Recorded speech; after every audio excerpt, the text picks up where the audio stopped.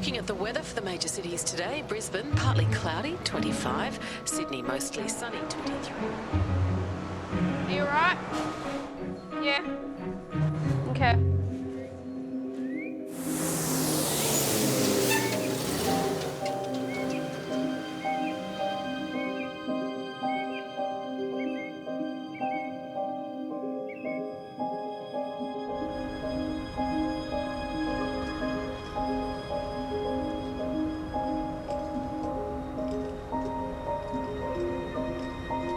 I'm the acting manager of security, so I come under the general manager and predominantly responsible for the security of this correctional centre.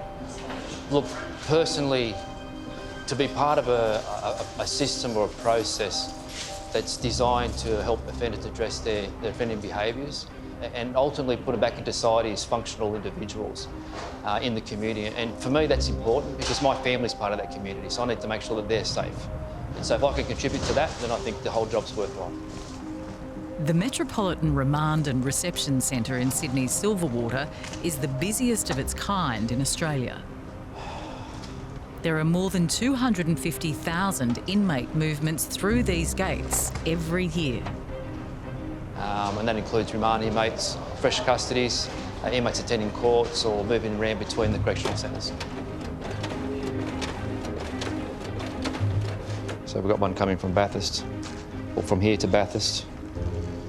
We've got one from here to John Rainey Correctional Centre, one from here to Lithgow today, one to Goulburn. And we've got another coming in to this centre here for remand bed placement. So we've got some AA inmates going out today, our terrorists. So you'll see them come out today and go through their process of taking these inmates out to court today.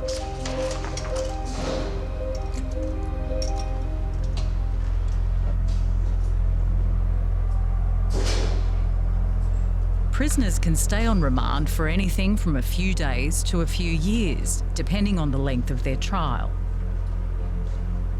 Morning, just scan your eyes for us, please.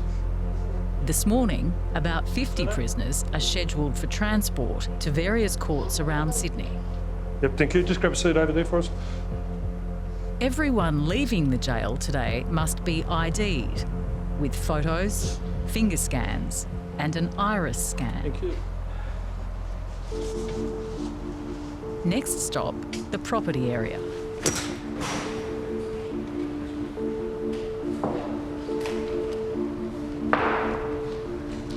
So these are all the court clothes that the inmates are required today for court.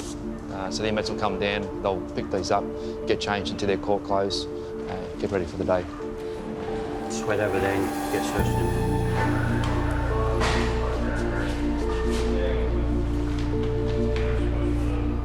As the prisoners get changed, they're searched for contraband. Jocks and knees. The gusset. Yeah, no. That face, mate. Yeah, balls up. Feet up. Yeah, right.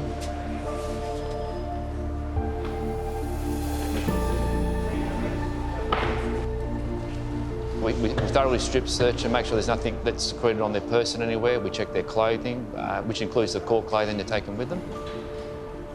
Once changed and searched, prisoners are locked in holding cells in the intake area of the jail.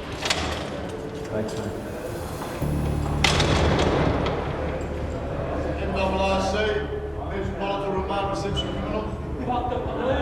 Each cell holds inmates bound for a particular court.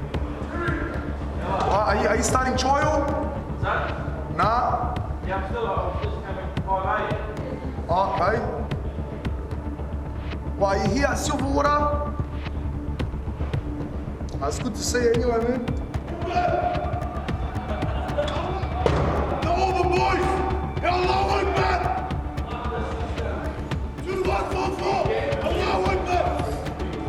Hey!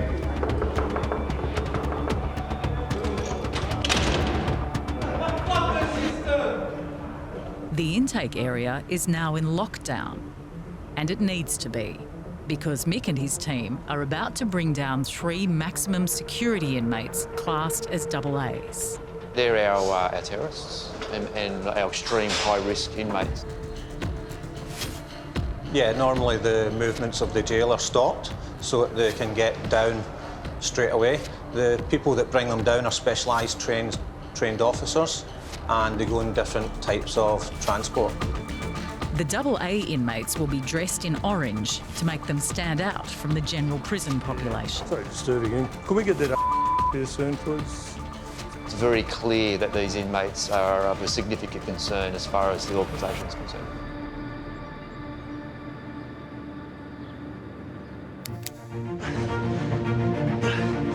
Try and catch the boat on the downswell. Labor has criticised the federal government's $18.6 billion schools funding commitment.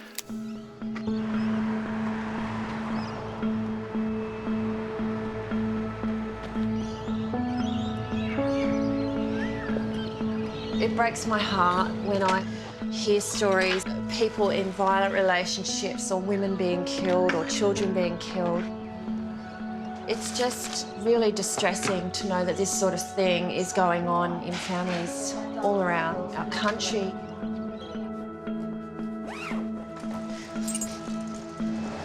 Okay, everyone in the car. Was it locked? All right, let's go. No speeding today, Mum. Yeah, Mum. I don't speed. Sexual assault and domestic violence can impact a young person for the rest of their life. All right, well, I'll see you all this afternoon. Have a good day. Yeah.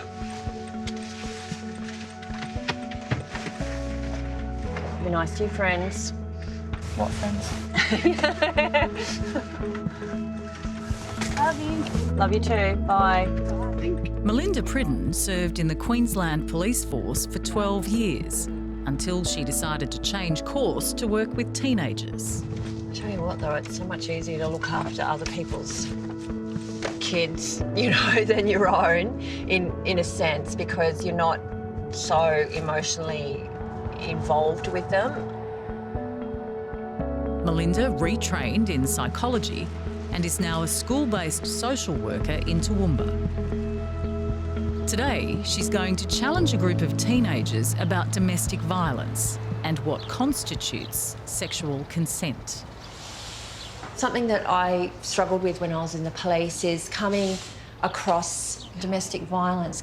And there was very little that we could do as police officers. I was trying too hard to do social work in the police. So I moved into an area where I actually could make a difference. Oi, that's domestic violence. Okay, pop your phones away.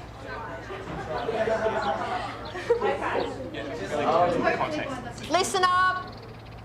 All right, welcome everyone to Love Bites. It's Great to be with you today, and thank you so much for coming in. Obviously, we're going to be talking about some fairly full-on issues today, so I can generally guess that there's a couple of young people in the room who know exactly what we're talking about today because they've lived it. To date, 17 women in Australia have been killed by violence this year. That's one woman a week. This is something that we just can't ignore. No one ever deserves violence.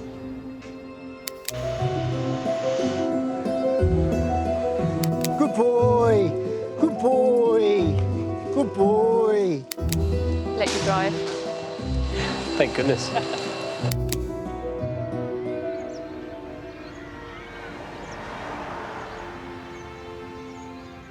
All right, Jaden, can you sit down? We'll have some brekkie. No, you need to have breakfast.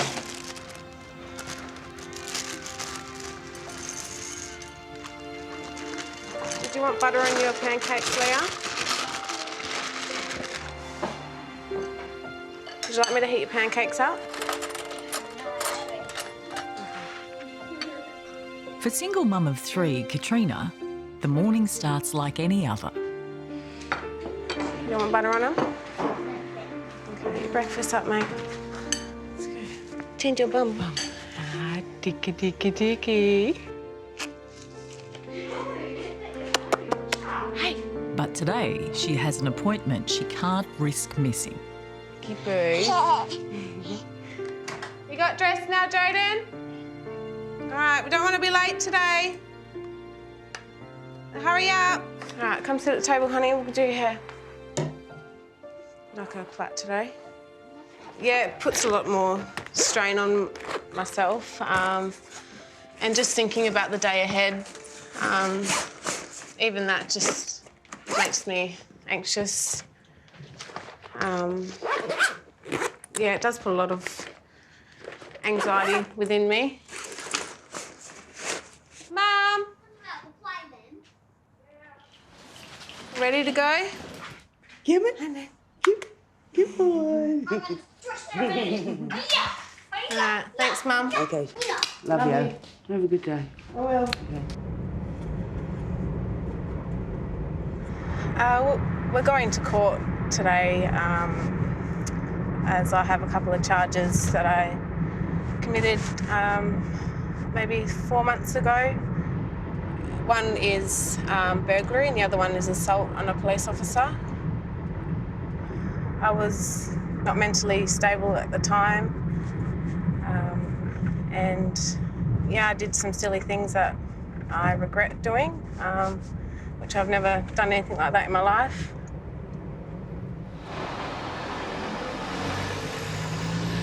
Under Western Australia law, Katrina was facing penalties including a term of imprisonment of up to 3 years.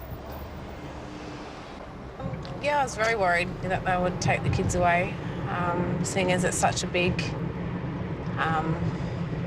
thing that I've done. But because she's been diagnosed with mental illness, Stop you there. You're wearing a belt. her legal team applied for her to be admitted to the Start Court. No, nothing sharp, eh? Nothing sharp. I do get anxiety and shakes when I walk in.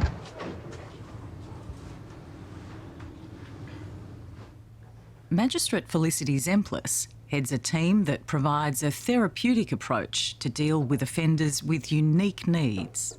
This court has been around for about 4 years, but it is still very new, very young. It operates 4 days a week with a dedicated magistrate, dedicated team. In Western Australia, more than 50% of prisoners suffer from a mental illness of some kind.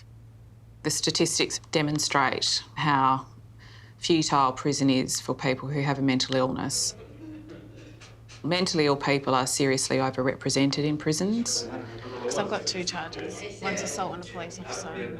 Mental health issues are treated suboptimally in the prison environment, and it's common sense that then people who spend time in prison and then released back into the same circumstances, the same situation, with the same issues, are going to repeat the same behaviour. In addition to Katrina, Magistrate Zemplis will be seeing a total of 9 offenders today. Luke Davies has suffered from numerous mental health issues, including drug-induced psychosis and clinical depression. He committed a string of serious offences that could have seen him imprisoned for up to 10 years. Luke's been on the program for 18 months, always with Gran by his side. It's stressful because we want Luke to succeed, and sometimes you think, oh God, is he going backwards? But then you think, come on, you've got to be positive, because if you're not, it's not going to work for you or Luke or... So, yeah, I've been there for him. I've shouted at him a few times, and... I got a second chance, so... Yeah. You know what I mean? Like, I could have been in jail. I could have been elsewhere, I could have been dead, but I got a community mental health team, a team of nurses and psychologists and psychiatrists, and gave me all the help I needed. Instead of sending offenders with mental health issues to jail, they're diverted to the court's 20-strong team of mental health nurses, social workers, a psychiatrist and other specialists who provide much-needed help. Good morning, everyone. The team then delivers regular report cards to the magistrate before court. So, Ms Orish. Ms Orish is a 24-year-old woman with a 2-year history of bipolar affective disorder.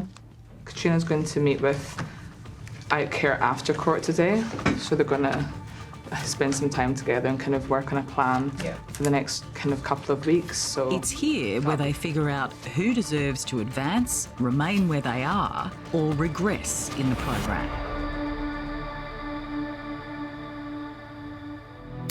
Acting Australian Prime Minister Barnaby Joyce commended Prince Philip's 7 decades of service.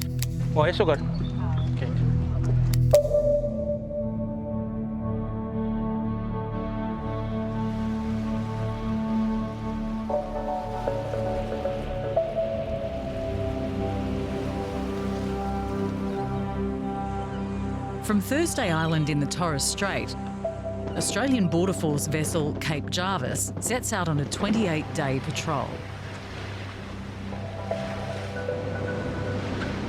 It's one of a fleet of 8 patrol boats commissioned at a cost of $316 million. And a game changer for maritime border security. No contacts forward of the beam, by radar or visually. Border Force defends more than 36,000 kilometres of coastline. And today they're patrolling some of the most porous borders off the coast of Cape York, an area called Warrior Reef. Heading up to the bridge for a watch and a handover from the CO this morning. Marine Tactical Officer Adam Leatherbarrow is accustomed to living at sea. Morning, guys. Hey, Scott. Good morning, man. Quick for the watch? Yeah, mate, yep. It's a pretty broad-ranging job. We'll do everything from driving the boats to getting tactical, gunning up, doing boardings and law enforcement. It's a vast environment, and Border Force is charged with monitoring a range of maritime threats, including drug and people smuggling, maritime terrorism, and illegal fishing. We can only focus our efforts on certain things at any point in time. So if we're focusing on people smuggling, we're then detracting from overfishing and illegal fishing problems in areas around our coastline.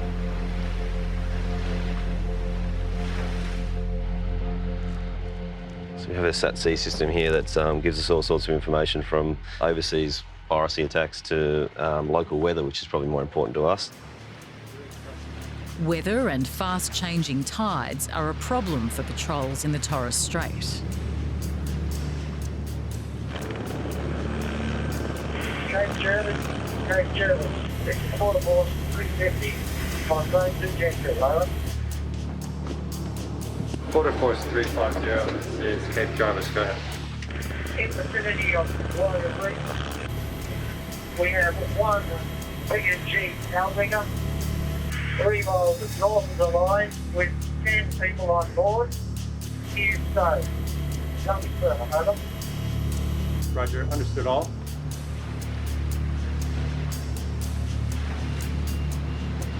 The ship's cameras confirm the sighting.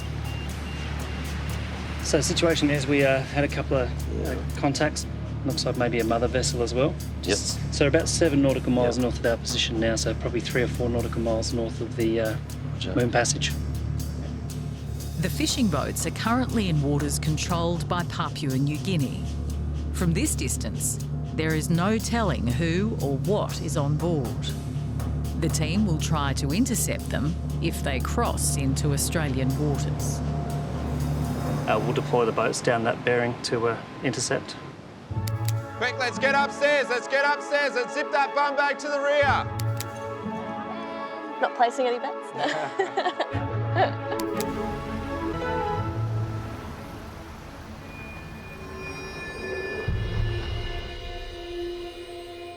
Three high-risk AA prisoners are about to be led down from the cells.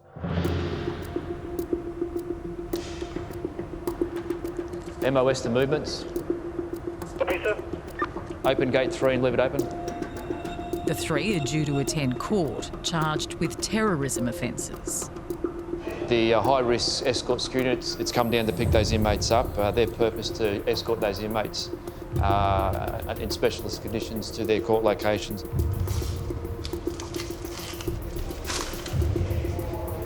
They're coming now, the VHS.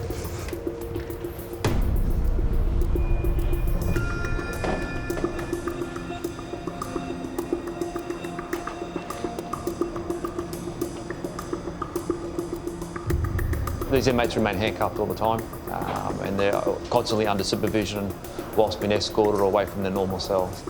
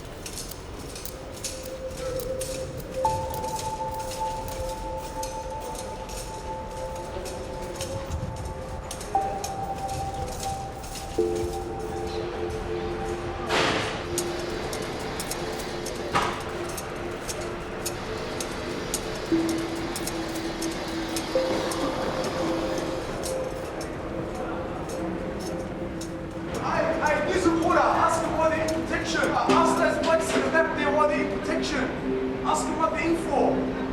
The dirty fucking pests. If the AAs are found guilty of terrorism offences, they'll likely be sent to the highest security jail in New South Wales, the Supermax in Goulburn, which has been earmarked for a major upgrade.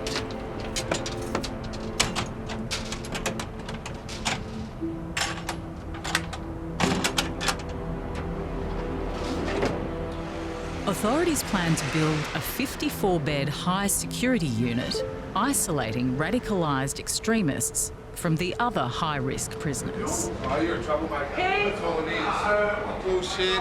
Troublemaker. Further. Once the AAs have been transported out, the other inmates can be loaded up. Let's go. Two? Yep, please. Both the cuffs. Follow the officer. Yeah, you're from the Victoria?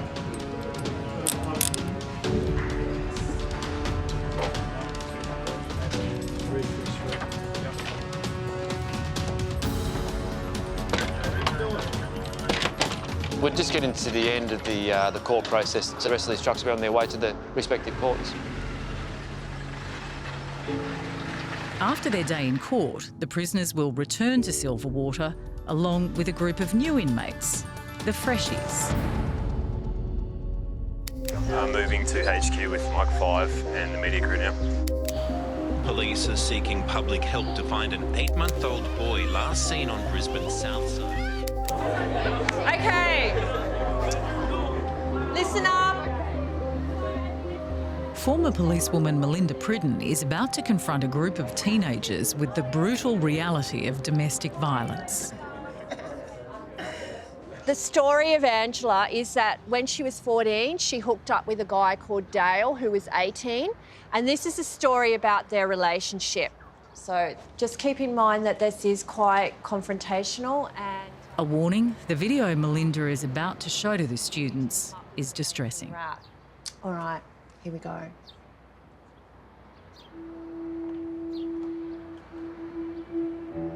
Ange was a very bubbly little girl.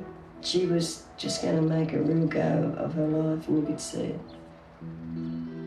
They were always around each other and always kissing, and... It wasn't the right love, do you know? It was more of an addiction to addiction and like obsession, obsession. It was an obsession. The first sign we got was that he verbally abused her. He had threatened her with suicide. You know, he'd kill himself if she went away. He wouldn't be able to handle it. He tried to strangle her. He kicked her in the head, he kicked her in the ear.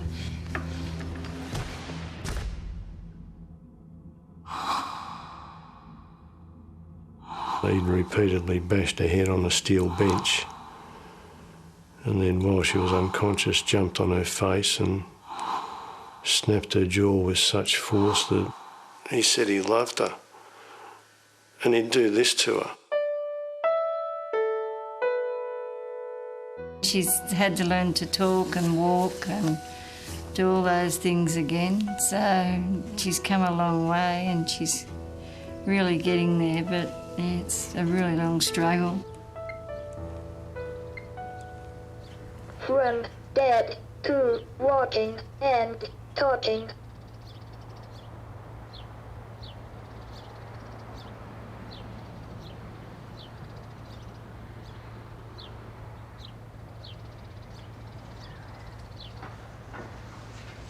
Okay, thoughts, statements, comments? Like, he literally, like, nearly killed her. That should be, like, attempted murder. And, like, she's so, like, disabled and she's in so much pain going through all that. Very true. With, like, abusers, they try to, like, cut you off from, like, your family and friends, and that was kind of what he was doing. So he could have, like, all the control over them. Yes, which is quite typical in domestic violence relationships. I think one of the dangers that we can do is keep young people naive and not talk to them about this. I've got some things that I want you to have a chat about as a group, and it's okay to have some differences of opinion as well. So the first one is, if you get really drunk, it sort of is your fault if you get sexually assaulted. Over to you guys. If you're trying to grab you, then that's not even sexual assault, that's just assault. Yeah, but if assault, but if they start touching you in the private parts and all that stuff, that's when it gets sexual. It's like... When you're drunk, you get very vulnerable and you do not have the strength to fight back. Being drunk may have contributed to the end result. However, it's not the sole factor. Yeah. So if you were sober, it's possible you could have avoided the event. However, at the same time, it could have happened either way. Yeah. So... I'm not blaming people who get drunk that much, but you should know by now that it can be very dangerous if you go out on the street dressed in barely any clothing and not expect to be attacked by some sort verbally or physically. 100% disagree, like completely. I think that it's unbelievable that people would think that it is okay to sexually assault someone if they are wearing less clothing than you. You should never feel that you don't have the right to be safe. I think it's like a sort of responsibility for both parties there, because it's like, you shouldn't sexually assault people and rape people. That's pretty much, you know, you don't need to write that down for someone. That's pretty obvious. It's a given. Yeah, that's a given. The Reserve Bank says low wages growth will continue to weigh on the economy. How good's that? I know, it's the best view in the world. You've never held a licence. Okay.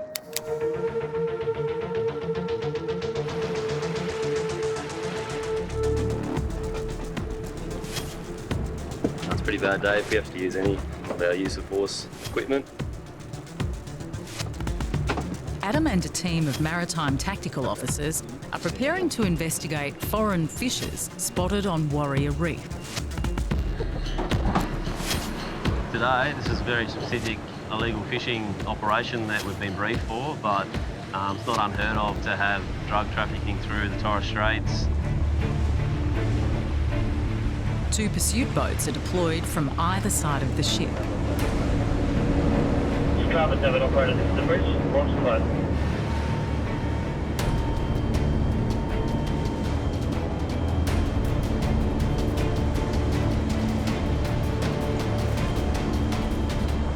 Once unhooked, they have to move quickly to beat an outgoing tide. The tide is unpredictable, and when it turns, it may stop them from making contact with the PNG boats. So the contacts were on the western side.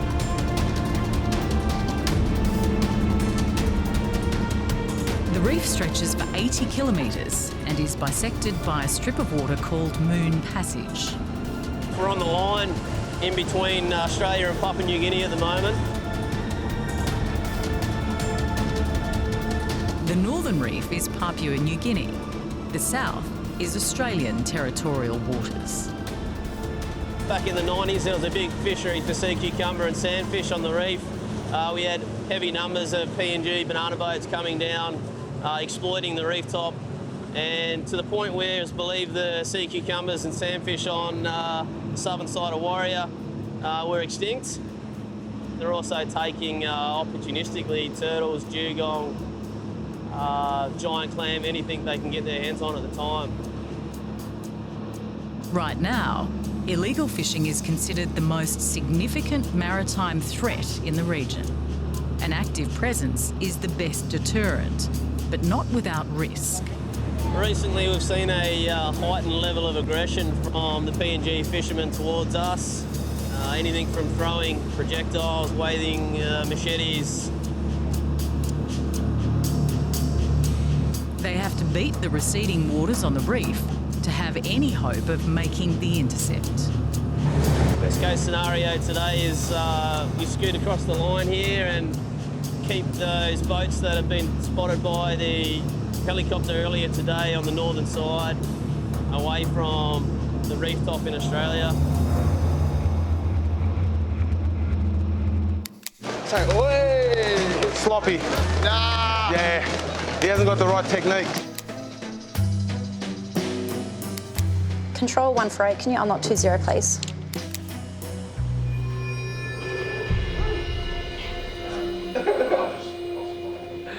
Oh, what are you going to do?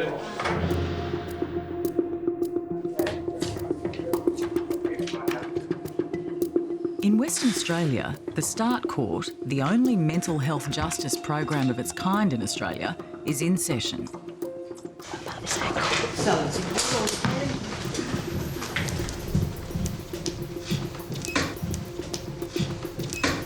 Perth Magistrate Court is now open. Please be seated. Good morning, Madam.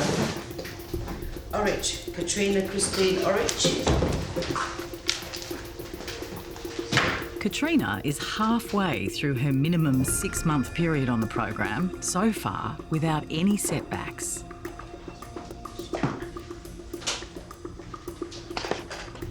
Thanks.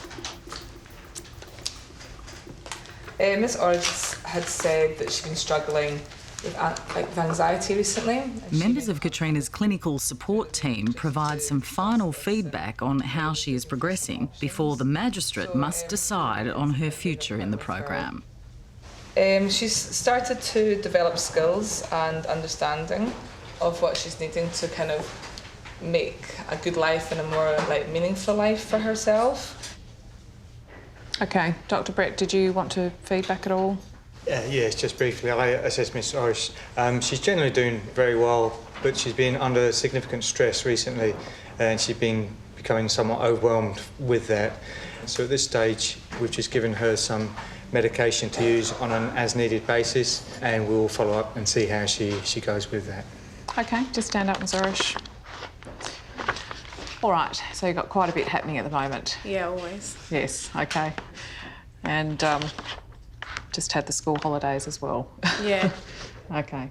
But are you feeling like you've got a plan in place? Yeah, I do. I feel like it's more steady now than from when I first begun. Yep. And why do you think that is? Just taking steps.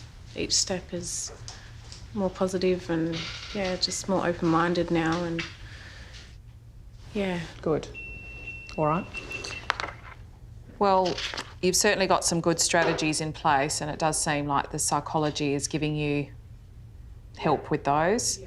I'll look forward to hearing in a couple of weeks and definitely, you know, over the weeks I think we can see every time you come in, you know, you look more at ease and more confident and certainly like you're developing those coping skills. So that's excellent. All right, so we'll see you on the 19th. Okay, all right, we'll get you back. If Katrina keeps up the good work, she'll be ready to graduate the program in just 12 weeks. I feel very lucky and privileged to be a part of the Start Court. It's given me a second chance. Otherwise, I could have been in jail without my kids, losing my kids. Yeah, I could have lost everything. Davies, Luke Jefferson Davies. Luke was convicted on charges of assault, breaching an AVO, possession of cannabis and driving under the influence of methamphetamine. He's been before this court more than 35 times, and today the magistrate must decide if he's done enough to finally graduate from the program. So you did plead guilty to your charges at an early time and you've accepted responsibility from the outset, so I do give you credit for doing that. In terms of these offences, obviously they're far less serious than the ones that proceeded to the district court, and the breach... For the more serious charges attached to his rap sheet, Luke has already escaped jail and been given a penalty of suspended imprisonment and an intensive supervision order in the district court. Judgment on his other offences now rests with the magistrate. From a time when you were using drugs regularly and putting the lives of other people in danger, culminating in those very serious offences. Clearly that's some time ago and there has been a significant change since then. You've been compliant with your treatment. You've also engaged in counselling, you've had psychological counselling and you've been totally abstinent from all drugs. So it's a very different picture that we see today as compared to even this time last year. And you've got clearly really good prospects for rehabilitation and turning things around. I don't think there were any further orders that I needed to make. Magistrate Zemplis has determined that Luke is ready to graduate. It's a unique part of the start court process that allows the other participants to witness the positivity that results when you complete the program. Okay, just in the nick of time. Okay, so to do the presentation, did you bring any family with you today? Just my gran. Great. Courtrooms are not known for humanity, and generally they tend to be quite terrifying places for most people. So it is quite strange that that environment can become something more therapeutic, and that's what we're trying to achieve. Okay, well, I'm glad you've got a bit of an audience today, Mr Davies, because I think you ought to be a real inspiration to a lot of people who are just starting out on this program. You probably came into it not really thinking clearly or thinking through what it was that you wanted to or were going to achieve, and I think you've surprised yourself at your determination. Yep. And you ought to be commended for that. I think you've been an inspiration to all of us. Thank you very much. So we just encourage you to continue with that. Know that there's always support available for you, and even though you don't have to come back to court, we'd love for you to pop back in and tell us how you're going, because we're going to miss seeing your smiling face. You know, you get a chill up your spine, or tingle up your spine, and you get tears. Well, you know, that happens frequently. So I'm going to invite any member of the team that wants to say anything as well. Mr Davies was actually the first assessment I did when I started in Start Court. So it's a big day, seeing him leave us, and I want to wish him all the best for the future and keep doing it. And the other thing is, he's been with us so long that he did start the programme with short hair and managed to grow a full set of dreads. Good. All right, well, I'm going to present you with your plan. Thank you. Shake your hand. Thank well you very done. much.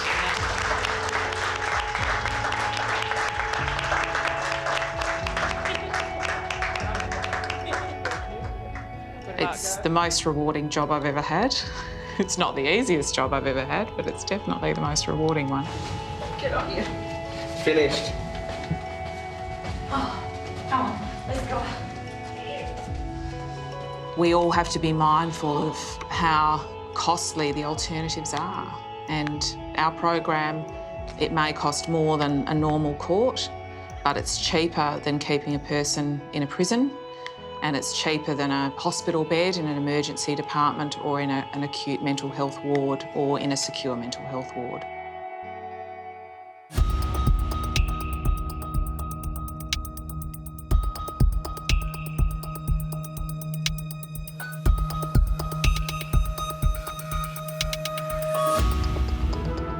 Go on, jump in.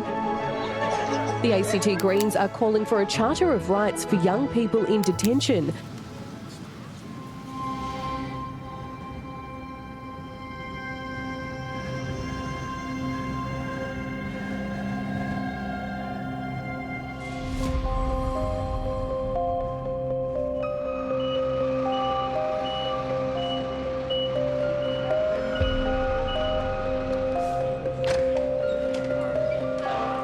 What's your name, big boy?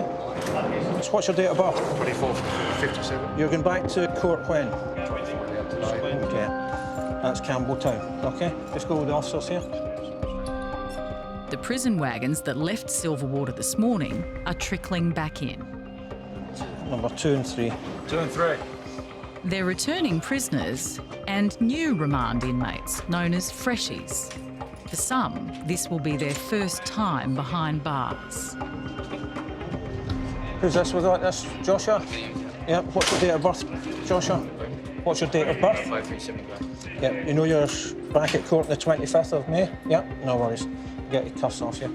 The freshies often react strongly to finding themselves on the way to jail. Some get angry. Some fall into a state of shock. What happened? Oh, he got a bit car sick.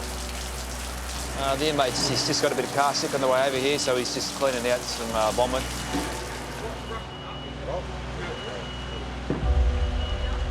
The normal rule is they clean up their own mess. So. No, I was going to say he did that with no problem. So. No, he was very compliant. Yeah, he apologised.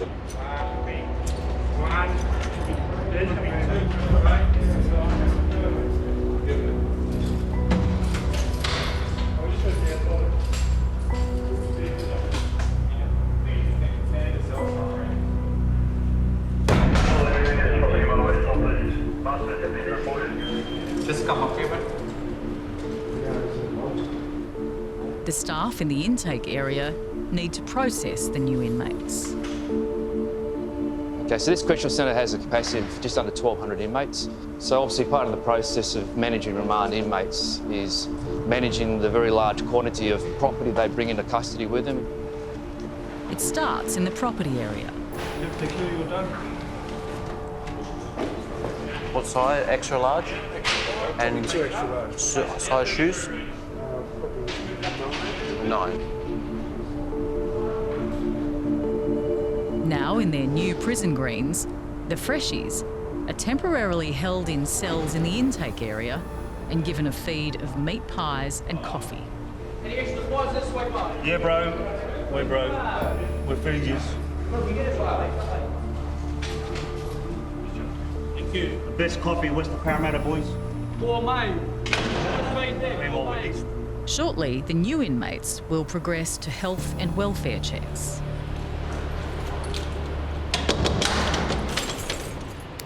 We have made entry, house is cleared and safe. Western Australia's government says it will introduce an authoritarian regime. So you're on a hot date, you've decided you're old enough, wise enough to have sex. How are you going to ask that person? I said, do you have any moldy in you? And if they say no, then I say, do you want some? Oh. So, Anthony, are you 16 yet? Yeah. Okay. Have you used that with good success?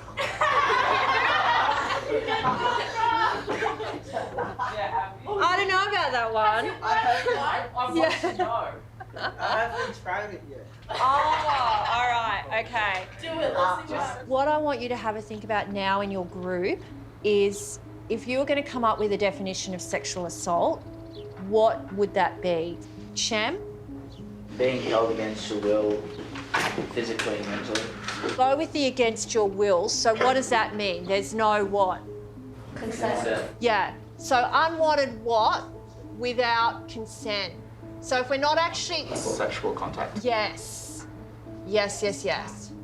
They do want to talk about these things. They want to know what to do when they're in these situations. I spoke to a young person one time, she's only about 13, 14 years of age. On her first date, she went out with a guy who was about 16 years of age. And then they were at the movies. When the lights went out, he put his hands down her pants and into her vagina and just kept going. Now, she didn't say anything because she was so scared and she didn't know what to do. And this is her first date with this guy, okay? So what is that? What technically has happened in that situation? Yep. Even though he's just used his fingers, there is such a type of rape called digital rape. So you can rape someone with an object, your fingers, and if you don't have this... You need them to explicitly say yes. Yes. Can someone give consent if they're drunk or stoned? No. Yes, they can. I mean, they can, but if they have enough respect for you, they might be like... But what if the girl or like the person you're trying to get with comes onto you first? Well, if they go, hey, you want to do it? And then you're like, yeah. Yeah. And when you're doing it, you can check in and say, is that nice? Are you enjoying that? If you both don't say anything, just do it. You can read their mind. And then at the end, you're like, oh, that was good. All you need to say, is this okay? Yeah? Don't just say nothing. Okay, so I know that you're all itching to go. Okay, so thank you so much. Prevention is always better than the cure. We've got to empower our young people to make a difference. You may not ever know whose life you've saved or whose mind you've changed or what they're thinking from here on. But that's fine, that's okay, because, you know, being in this space is much better than having to pick up the pieces once something horrible has happened.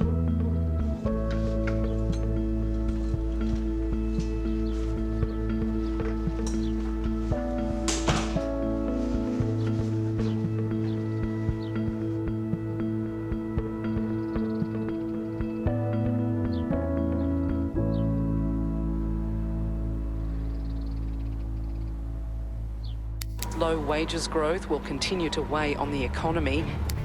Can I please get a regular flat white, a chai latte?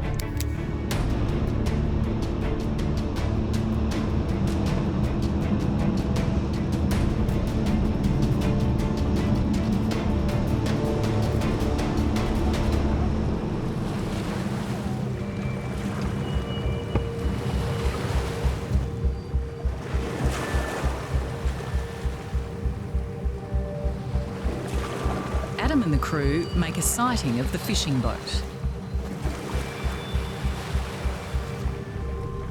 A change of the tide, however, stops the patrol.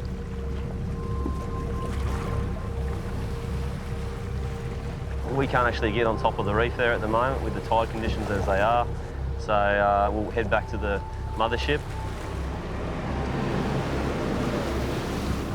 With the fishing boat out of Australian waters, officers abandon the mission.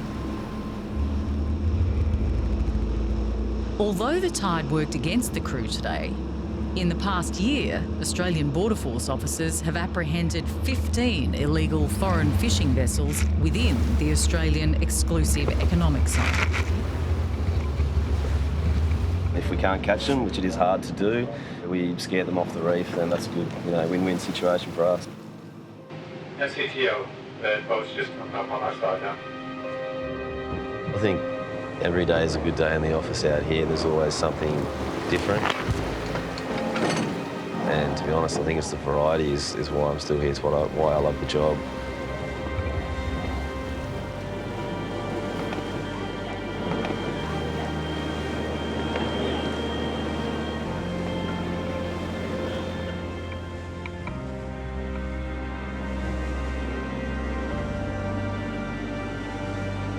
Nice one, Rolly.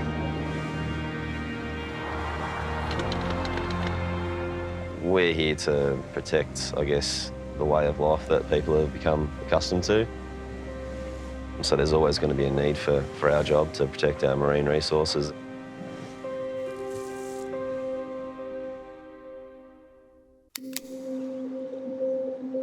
You boys paid up? Yours are all good?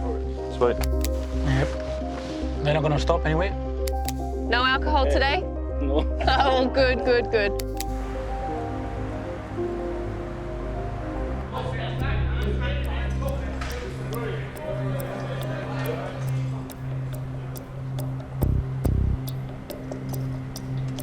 At Silverwater, a newly arrived inmate or freshie is about to be processed before he's taken to his cell. A remand centre, in its nature, has a lot of offenders who have a lot of problems, social problems. They're fresh off the streets, their drug addiction, mental health issues. They're initially being addressed here. One of the nurses on today. I'll be doing a reception. Have you had something to eat today? Yeah. Do you have any heart issues? Any cardiac issues? No. Do you have hepatitis B, C, HIV? No. You know, you want to make sure your hygiene is well catered for. So if you get a cellmate who's not very clean, you know, try your best to at least clean up the place. Okay. Did you have any questions for me? The new inmate's next stop is an interview with Robert Moss. Have a seat, mate. How you going? You all right? The jail's welfare officer. Have you done this before? You've been in jail before? His job is to safely shut down the freshie's life on the outside. Have you got kids? Sorry? Do you have children? Yes. Do they live with you? No. And your children, how many children do you have? 4. 4.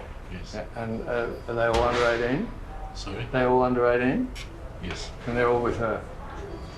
Oh, yes. Yeah? So what do you call your, I'll just put wife. No other ABOs with anybody else? No. And these charges relate to that, do they? Yes. I know it's hard, mate, but we've just got to be clear about it, that's all. And what about all your belongings and your property? Is that all okay back where you live? Yeah, the rest of my stuff is on the road. Really? Yeah, so you were arrested out on the street? They arrest me like in my car is still parked on the road. Okay, so is it safe where it's parked? It's not really safe. So if we give your friend a call, can he go and get it? Can someone go and get the car? Yes. So when we ring him, we'll try and sort that out, okay? How are you feeling at the moment? All right? Are you okay about being here? Can you cope? Are you not worried? I mean, you'd rather not be here, but you okay? He's good to go? All right, mate. Thanks a lot for that. This here is your ID card. You need to keep that safe, keep it in your pocket all the time. If at any time you feel unsafe whilst you're in the pod, you go and speak to an officer straight away, okay?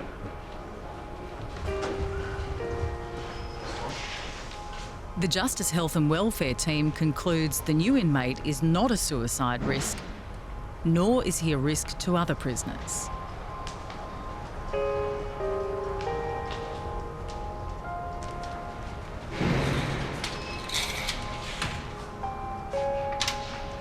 Just place it in there. Get the paperwork done for you.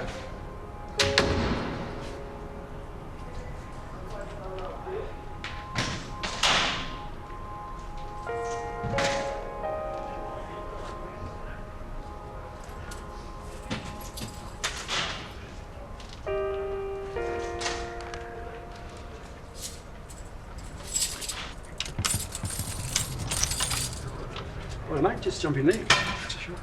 Just anywhere you need to go. So, guys, you cellmate, okay? We'll get back to you a bit later on.